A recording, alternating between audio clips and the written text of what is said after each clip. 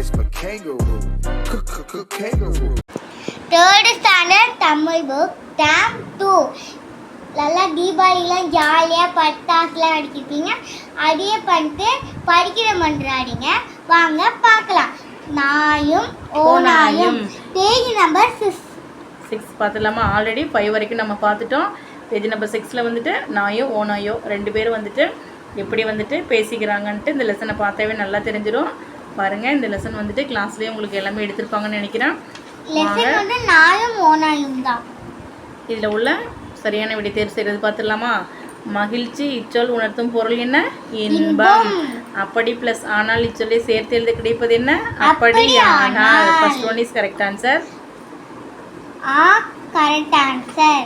பழகி இருக்கிறாய் இச்சொல்லை பிரித்து எழுத கிடைப்பது பழகி ப்ளஸ் இருக்கிறாய். Second one is correct answer. பிரிந்து என்ற சொல்லை எதிர்ச்சொல் என்னன்னு கேட்குறாங்க? சேர்ந்து. ஓகே, இதில் வந்து கொஸ்டின் ஆன்சர் எல்லாம் வந்துட்டு கிளாஸில் எழுதி போட்டிருப்பாங்க. 1 வேர்ட்ஸை மட்டும் நீங்கள் நோட் பண்ணிக்கோங்க. வாங்க பேஜ் நம்பர் 9 பார்த்துடலாம். 9ல் என்ன கொடுத்துருக்காங்கன்னா இன எழுத்துக்களை அறிவோம்னு சொல்லியிருக்காங்க. இன எழுத்துக்கள் பார்க்கலாமா? இன எழுத்துக்கள் என்னென்ன? சங்கு. ரீட் பண்ணுங்க. சங்கு, மஞ்சள், பண்டு, உண்டியல், பம்பரம், கூரை, குன்று. ஓகே, சொற்களில் மெல்லின மெய் எழுத்திற்கு பின் அதற்கு இனமான வல்லின வரிசை எழுத்துக்கள் இணைந்து வரும். ஓகே, எக்ஸாம்பிளுக்கு வந்து இங்கு என்ற மெல்லின மெய் எழுத்தை தொடர்ந்து பாருங்கள் என்ன வருதுன்னு க க ர வரிசை எழுத்துக்கள் வரும்னு சொல்லியிருக்காங்க. பாருங்கள், பொங்கல், வெங்காயம், வங்கி, நுங்கு, எங்கே, பூங்கொடி. பார்த்தீங்களா, இந்த லெட்டர்ஸ்லாம் வந்துட்டு கண்டினியூஸாக வரும்னு சொல்லியிருக்காங்க. பாருங்கள், உயிரெழுத்துக்களும் இன எழுத்துக்கள் உண்டுன்னு சொல்லியிருக்காங்க. உயிரெழுத்துக்களும் இன எழுத்துக்கள் உண்டுன்னு சொல்லியிருக்காங்க. வாங்க பார்த்துடலாமா? பிக்சர்ஸை பாருங்கள். செம்பருத்தி, கன்று, சுண்டல், வண்டு, குரங்கு, இஞ்சி, ஆந்தை, கம்பு. பார்த்தீங்களா, இந்த லெட்டர்ஸ் நீங்கள் கண்டிப்பாக நீங்கள் வந்துட்டு ரீட் பண்ணி பாருங்கள். ஒரு லெட்டரையும் வந்து செக் பண்ணி பாருங்கள். அப்போ தான் உங்களுக்கு நல்லா தெரியும். ஓகே ஃப்ரெண்ட்ஸ், இந்த வீடியோ பிடிச்சிருந்தா நீங்கள் லைக் பண்ணி சப்ஸ்கிரைப் பண்ணுங்கள். நாம் நெக்ஸ்ட்டு அடுத்த ஒரு வீடியோவில் சந்திக்கலாம். பிடிச்சிருந்தா உங்களோட ஃப்ரெண்ட்ஸுங்களுக்கு ஷேர் பண்ணுங்கள். அழகாக படிங்க, டெய்லிக்கும் படிங்க, ரீட் பண்ணுங்கள். தமிழ் ரீட் பண்ண தான் நம்மளுக்கு வந்துட்டு அழகாக எழுதுறதுக்கும் வரும். ஓகேவா? லெசன்லாம் வந்துட்டு டைம் இருக்கும்போது ஒரு லெசனாக வந்துட்டு நீங்கள் ரீட் பண்ணி பாருங்கள். டைம் இருக்கும்போது ரீட் பண்ணுங்கள், எழுதி பாருங்கள். அப்போ தான் நல்லா எக்ஸாமில் மார்க் வாங்க முடியும். ஓகேவா ஃப்ரெண்ட்ஸ்? பிடிச்சிருந்தா லைக் பண்ணி சப்ஸ்கிரைப் பண்ணிட்டு போங்க ஃப்ரெண்ட்ஸ். டாடா. பேஜ் நம்பர் 10 நூலகம். Tamil book, term 2, 3rd standard book. ஓகேங்களா? ஆல்ரெடி நூலகம் லெசன் நேம் வந்துட்டு நூலகம். நூலகம் லெசன் வந்துட்டு கிளாஸில் உங்கள் மாமா எடுத்திருப்பாங்க. நீங்களும் வீட்டில் வந்துட்டு அழகாக ரீட் பண்ணி பாருங்கள். அதில் வர்றது யாரான்னு பார்த்தீங்கன்னா மாமா, தேனருவி, இவங்க 2 பேரும் உரையாற்றுறது தான் நூலகத்தில். நூலகம்னு எதுன்னு பார்த்தீங்கன்னா லைப்ரரி தான். ஓகேவா? இதில் என்ன பண்ணுறாங்கன்னு சொல்லிவிட்டு நீங்கள் அழகாக படித்து பாருங்கள்.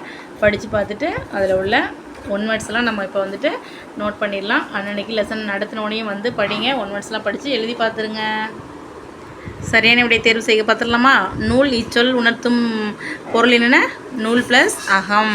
First one is correct answer. Second question பார்க்கலாமா? நாள் ப்ளஸ் இதழ்கள் இச்சொற்களை சேர்த்து எழுத கிடைப்பது நாள் ப்ளஸ் இதழ்கள் இச்சொல்லை சேர்த்து எழுத கிடைப்பது நாளிதழ்கள். Second one is correct answer. நூலகம் இச்சொல்லை பிரித்து எழுத கிடைப்பது நூல் ப்ளஸ் அகம். ஃபோர்த் ஒன் பாருங்கள், புத்தகச்சாலை இச்சொல்லை பிரித்து எழுத கிடைப்பது புத்தகம் ப்ளஸ் சாலை. ஃபிஃப்த் ஒன் பாருங்கள், விளக்கமாக இச்சொல்லின் எதிர்ச்சொல் சுருக்கமாக. ஓகே ஃப்ரெண்ட்ஸ், இந்த 1 வேர்ட்ஸ்லாம் நீங்கள் நோட் பண்ணிக்கோங்க.